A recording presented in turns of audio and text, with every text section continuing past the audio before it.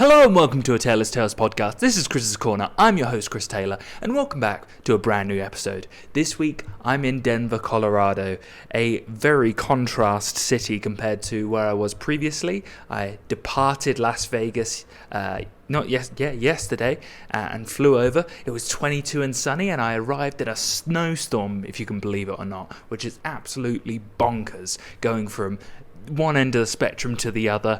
There was snow in my hair. I literally, one of these crazy stories where I hear from people who've lived in Canada, for instance, where they talk about how if you have hairspray in your hair and it gets so cold outside that your hair sticks. Well, I had wax in my hair yesterday, and when I walked from the station to my hostel, by the time I got here, there was enough snow in my hair that when I put my hand through my hair, the ice had frozen within the wax. So I had to go wash my hair afterwards, which was madness.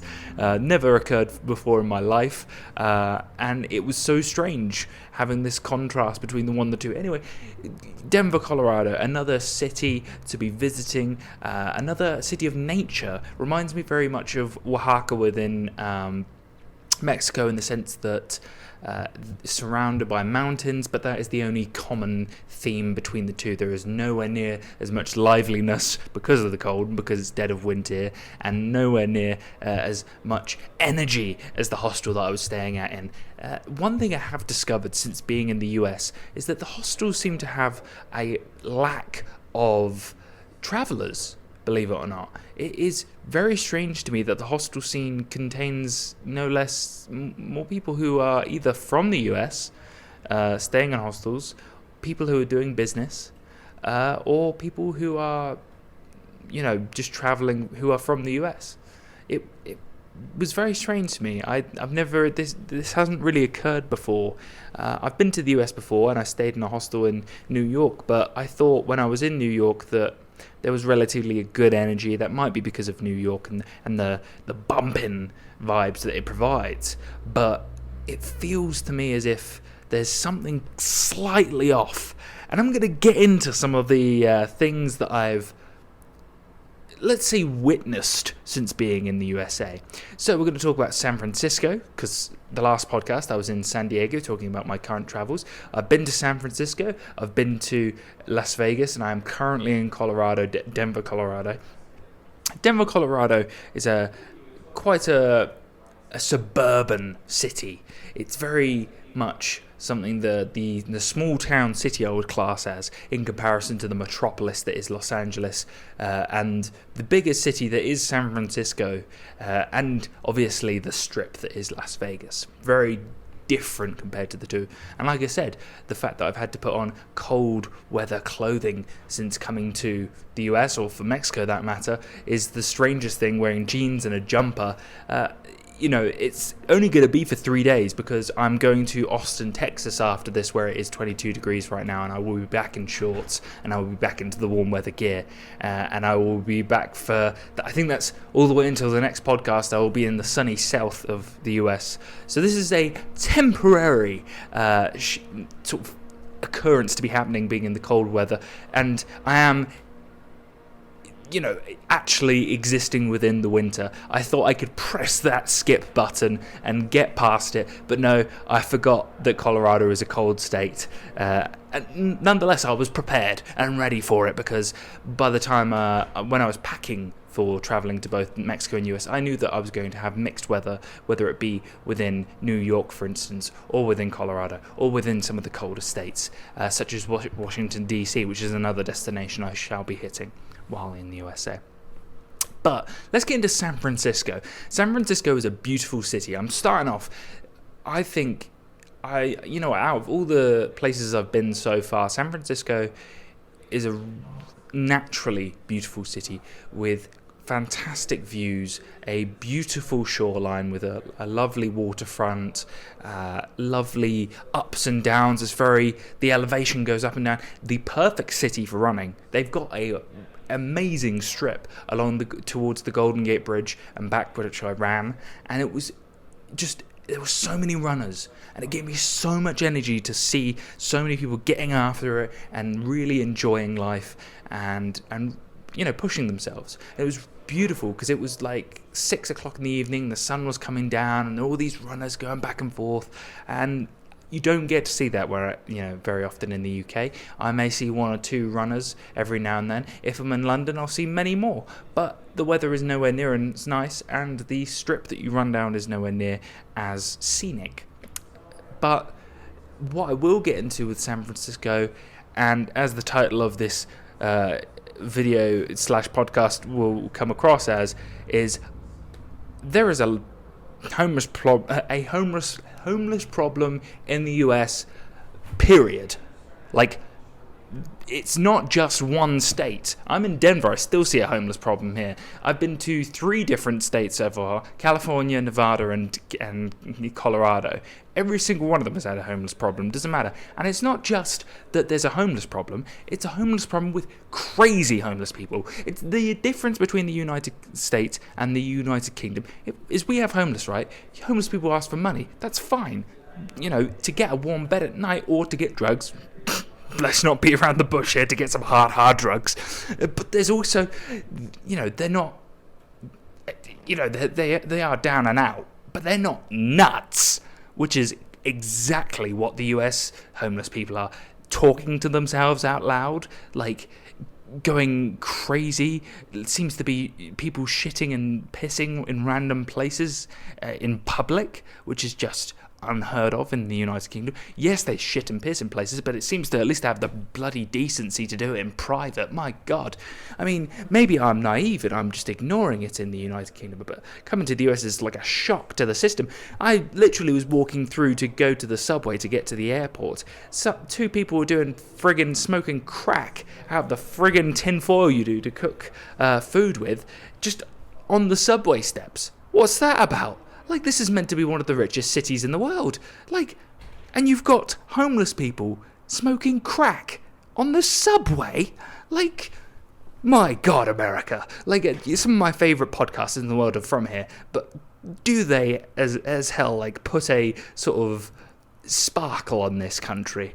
I love it here, don't get me wrong, but my goodness, you need to sort out your homeless. Maybe get some therapists. If the amount of money that goes in and out of this country, you should be able to afford to be able to get your homeless off the streets and into some mental institutions to help them. Maybe I'm being a little bit over the top, but my God, when tourists come to visit your country and they see people doing crack openly in the middle of the friggin' day, like, that's not a good sign about your city. That's like, you need to really think about what you're doing. This is San Francisco, and San Francisco as a place and the people I met while there was absolutely amazing. So this put a dampener on it, to say the least. But am I going to go on about it? Because it is absolute madness. Maybe the people listening right now are like, Chris, I'm from the United States. This is very silly of you to say. This is just a left-leaning state that is too lax on this, and it doesn't happen in the red states. Well, I will find out when I go to Austin and Dallas and Houston.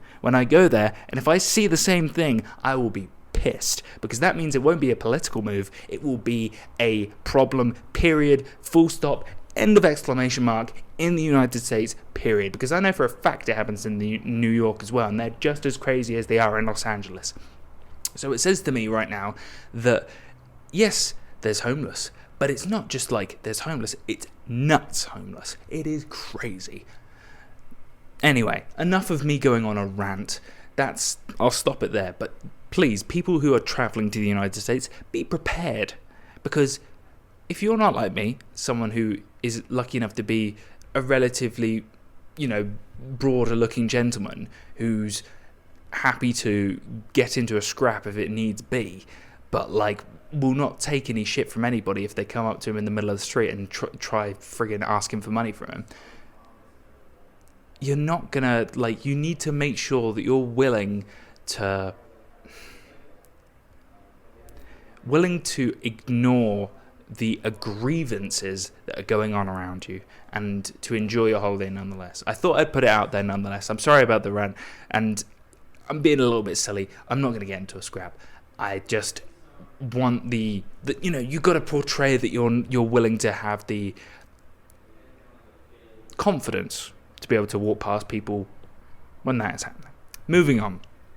San Francisco, I recommend visiting it.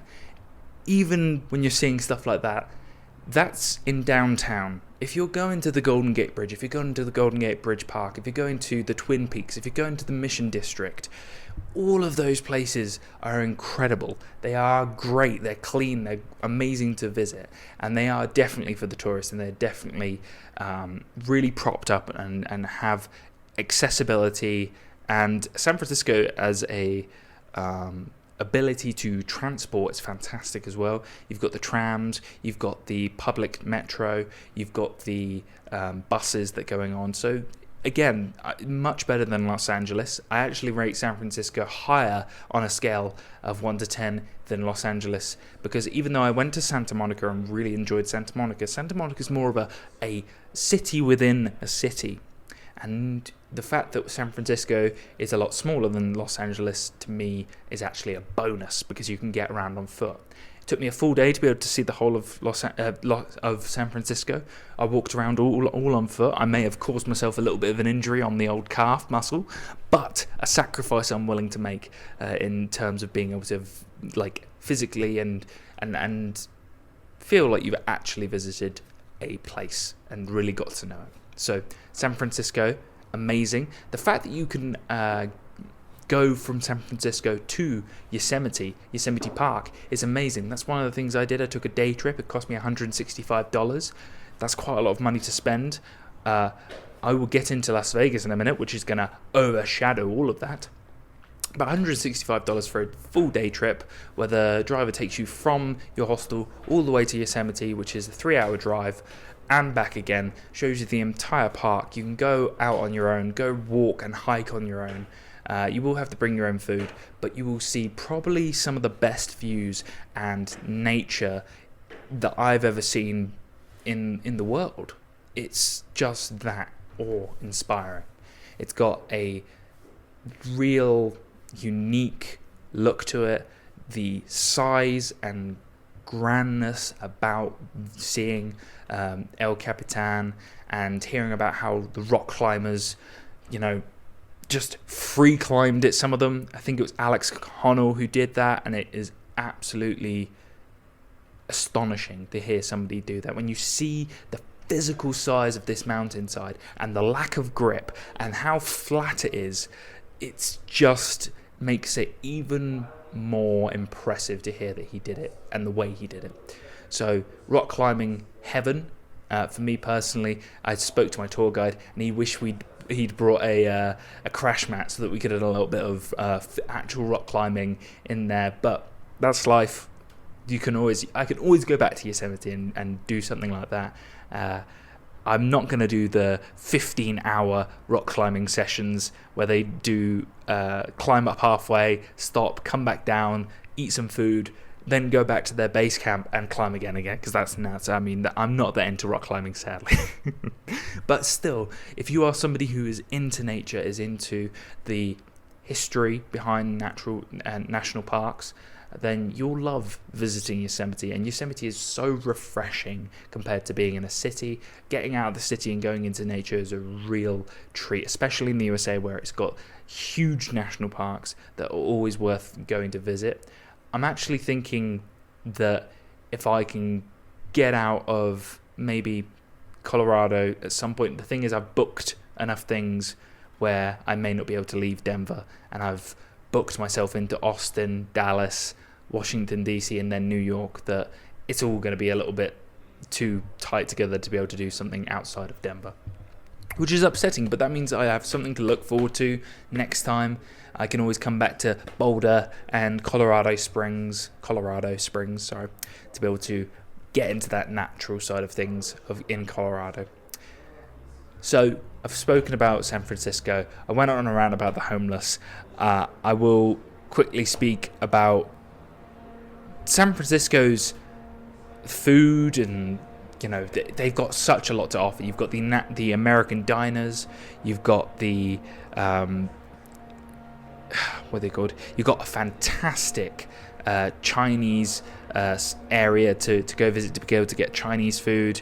There is an Asian vibe to San Francisco, so you have that opportunity to eat there, and you have so many other pizza, you've got everything you want. So I think the greatest thing about the US in terms of food is that there is such variety that you never have any problem with finding food. What I will say is that I do find it a little bit troublesome that if you do try to look for fresh food that's high in protein, it's relatively difficult. You are going to be eating, if you aren't going out for a dinner and you aren't cooking, you're not going to be able to get like a fresh sandwich that you do in the UK, which is something that I kind of miss, is like the ability to find you can find a fresh sandwich from like a 7-Eleven every now and then, but it's just it's difficult to get into the ins and outs. I think at the end of the day I'm being a little bit lazy because as I said before, I am not cooking while I'm traveling. I am starting to realise these little things that because I realise like how much I cook. I cook every day when I'm in the UK. Like I cook for myself every day, day in, day out. And I think that I've got a pretty high standard for the level of cooking that I'm looking for. That is something that my family have always enriched me with, is good food and enjoying it and making it nutritious, like really healthy. My mum at an early age, I'd go to school with a packed lunch that was completely different to everyone else's. It was always homemade by my mum, and credit to her, she was doing it in the early 2000s when there wasn't a massive health thing going on. Maybe I think the biggest thing at the time was Jamie Oliver going around schools to do healthy lunches. And I remember one of the kids I grew up with said that he hated Jamie Oliver because he was changing all the school foods, and that always made me laugh because at home we had such a healthy in comparison to everyone else that I was growing up with. So it's kind of difficult for me here, where I'm really going out of my way to find places. I'm having to go to like Trader Joe's and what's it called, the healthy food market. It begins with the W. Yeah, it will come to me. But basically, I'm trying my best to stay healthy. I haven't weighed myself yet. It has been 2 weeks since being in the US, so I am going to go to the gym tomorrow and find out what weight I'm at. I found a fantastic gym near me in Denver that gave me a 3-day free pass. Shout out to them. That's I think they're called Strength something. Give me 2 seconds, because I really do believe in like recommending places, especially when they give you a 3-day free pass to be able to come work out at their place. Especially if you're in Denver and you are like me and you want to work out every day and you don't want to miss a day and you just want to find the gym, work out to get it done, then I would definitely recommend coming to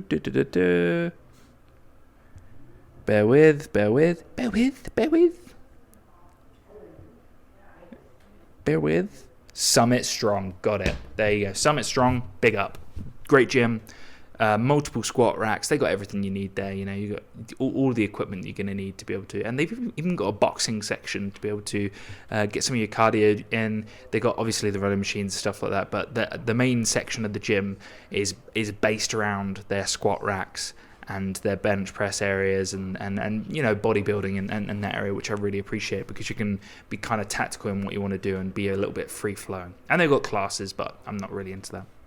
I did one of those classes in Los Angeles, and I felt like it wasn't hard, not to sound like a dickhead when it comes down to fitness, but it wasn't tough enough for me. I wanted more. I wanted to feel, that I'd really got the reps in, and that can feel a little bit annoying, especially when you go into the session and you'll come out and you're like, didn't feel that, when you feel like you're only at 50% is not always a good thing. You want to be hitting further than that. Anyway, back to Las Vegas. So I went to Vegas, and here's the thing. Vegas isn't for me. I'm not a gambler. What I love about playing poker and blackjack is who I'm playing it with. one of my closest friends, Jonathan Edwards, organised a fantastic event where we went and played poker with multiple of his friends, and I loved it. I thought it was brilliant. I thought that's exactly what it was. It was a great way for all of the lads who didn't really play poker very often to just enjoy the game. And the best thing about it wasn't the fact that who won. It was about, like, oh, who can win this hand against the other person, and who'd, like, beaten the other person the hand before. That was the best part. That, for me, is the fun. When you're playing against other people, you're playing on the machines that you don't know, it's just dead. It's really not. It's, you know, I spent $100, $100 the entire time I was in Vegas. I was in Vegas for 2 days, $50 a night while I was staying at the Bellagio, and yeah, it's just not for me. But what I will tell you, what was kind of interesting, was the beautiful strip. Like, I can appreciate the lights, the glamour, the sparkle that Vegas has. It's got the monuments from each of the countries, and I really like the view from my room. The Bellagio had this great view onto the strip, and I loved that. That was really nice. It was nice to relax. It was nice to. They had a free gym there as well. I know, I keep talking about the gym, but having that ability to work out de-stresses me, has that wind down time, and allows me to enjoy the rest of my day. And one of the other things that I did while in Vegas was I went to the Cirque Du Soleil, and I also went to the Prime Steakhouse. Both recommendations from, again, the big Jonathan Edwards here on recommendations for Vegas. I think that the Cirque Du Soleil was, again, maybe I didn't appreciate it enough, but here's another rant for you, is because the two people next to me who were watching it didn't shut the fuck up the entire time. It was an hour and a half show. They spoke, I tell you not, the entire time, and even, like, the only time that there was silence was when the guy went back to the loo and then came back again. They were from, and I'm guessing here, from Eastern Europe, and they sounded like Turkish to me, but I'm not going to make a judgment. It really annoyed me, just non-stop, really under the breath, and I was just, maybe that ruined the show for me, but I can appreciate the level of athleticism, the choreography, the use of water. Like the Soleil within the Bellagio is incredible, and I think I paid £80 for it for the show. It's totally worth that. And I think that the seat I got, which was so close to the stage, really gave an impact. I think it would have been so much better if I wasn't sat next to these two people who wouldn't just friggin' stop talking. You're seeing a once-in-a-lifetime thing here, and you're like pointing and talking and pointing out to your wife like every 5 seconds, like, look at this, look at that, look at this. It's like, shut the fuck up. You're ruining it for me. And I imagine the people behind me were annoyed as well. So, yeah, putting it out there. If you're the type of person who goes to the cinema or any other sort of exhibition and you start talking in the middle of it, I will be very quiet because my anger and rage will be silenced by my inner Buddhist trying to tell me not to rip your head off. Because my dad taught me to be a gentleman, and being a gentleman means being quiet during these things and keeping your thoughts to yourself. Because you're not a teenager anymore, you're an adult. So, Daddy Chris is going to stop giving you advice and stop talking to you like you're a child and start talking to you like you're an adult, which means, please, for the love of God, don't talk during cinema, art exhibition, or any sort of show, because it will ruin it for other people. Anyway, enough. You've got 2 rants for the price of 1 podcast today, guys. Ladies and gentlemen, I promised myself I wouldn't say I didn't say you guys, I said guys. But it's still just as bad. Anyway, the inner Eddie Izzard coming out there. The thing about Vegas, right, is that the price. So you pay for your room, and I paid £135 a night, which is well overpriced. I wouldn't ever spend that ever again. It's a once-in-a-lifetime thing. I'll never stay in Vegas ever again. But I can, the price you're paying isn't just the $135. You're also paying the £75 of the resort fee, which is just a hidden. It's not hidden. I knew about it, thankfully. But is it worth the £300 total for 2 nights? sorry, not £300, £350. It's hard to say, really, because if you're a gambler and you love, being in a casino, then you're going to love it. But if you're like me and you want adventure and you want to do other things and you're paying that price, it's kind of like, and you're surrounded by, every restaurant is well overpriced. So I went to a P.F. Chang's and I spent like $44 on a meal that felt like I could have got it from a takeaway back in the UK. It wasn't great. It was very bang average, and the price was well overpriced. I will tell you though that Prime Steakhouse was, again, fantastic steak, really good steak, but thankfully, because of my $100 credit that the hotel gave me because of who I booked through, I spent $20 on it.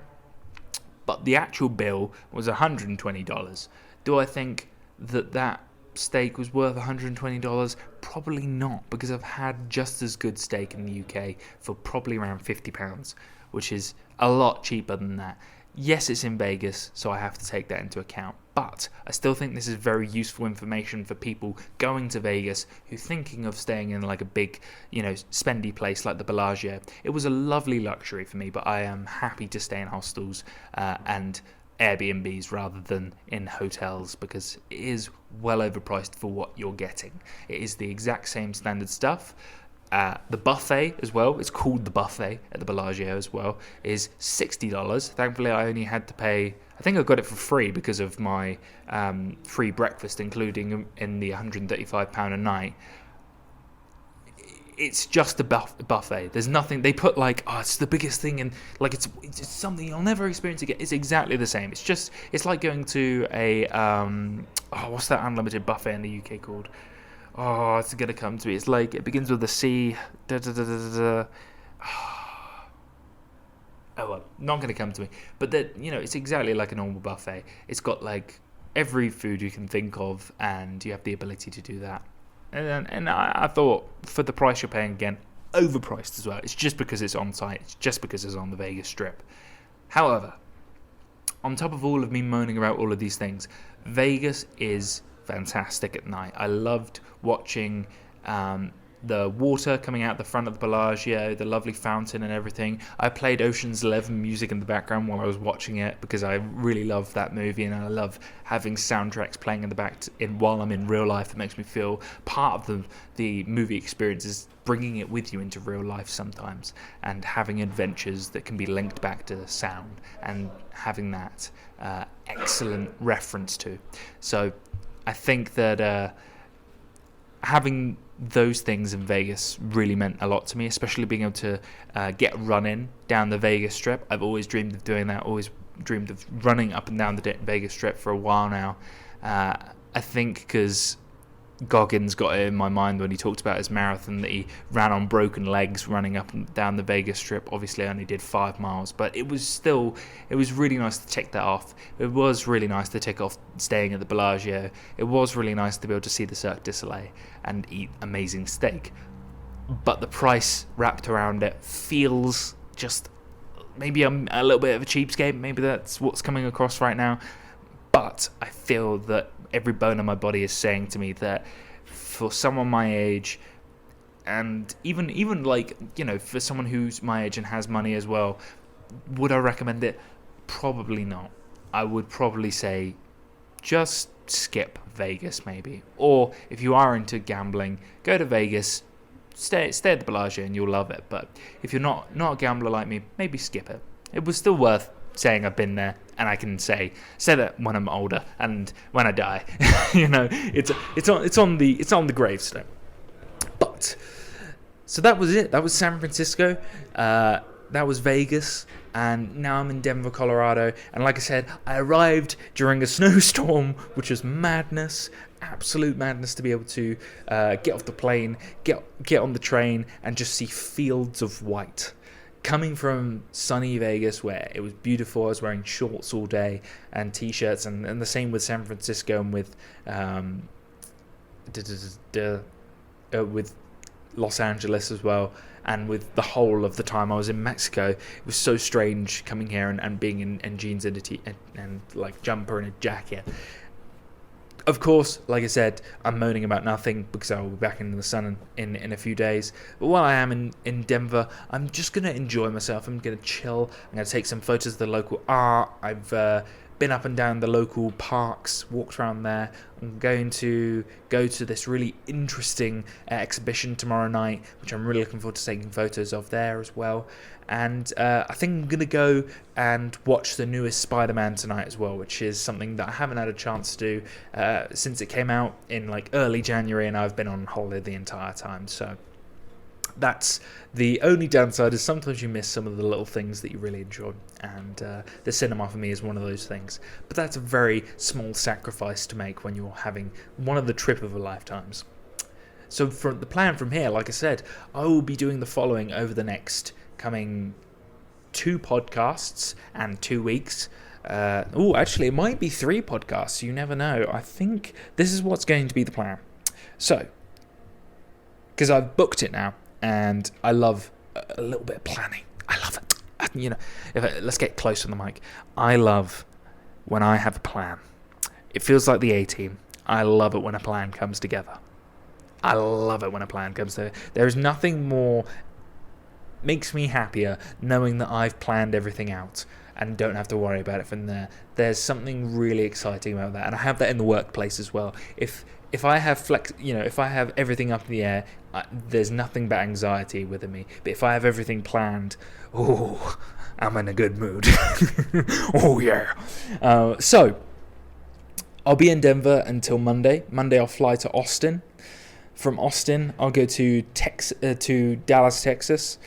From Dallas I'll fly to Washington DC, and then from DC I'll spend 6 days in New York City, my favorite city in the US, and I can't wait to spend that long period of time there. So you'll get a podcast on Texas, on Washington DC and New York, and then a roundup, like overall traveler's guide podcast on the following weekend, where I will be back in the United Kingdom, planning my next stages of my career, of my life, and getting into a schedule of making some moolah again, which I am looking forward to doing. And I'm looking forward to taking on a new challenge. Like I said, I thought I was going to work while I was traveling, but actually I really like the separation. I like being able to being on holiday and then not being on holiday, and I love that separation because it makes you appreciate both sides of things. If you're on holiday, you appreciate the home life. If you're at home, you appreciate the on being on holiday. So there is that fantastic luxury for my life, where I can have the choice and the time and the money to be able to do these things, and I will never ever take that for granted, because I've worked hard enough to be able to get to this position in the first place. And I hope that you will too, and that you'll just become as happy as I am from being able to do what you love, and from what I'm doing to make what I love. Really nice way to end the podcast. I can't wait to see what more Denver's got to offer, and by the time I speak next time to you guys, I will be in Dallas. So till then, this has been a Taylor's Tales podcast. This has been Chris's Corner. I've been your host, Chris Taylor, and as always, I hope to see you this time next week. Bye now.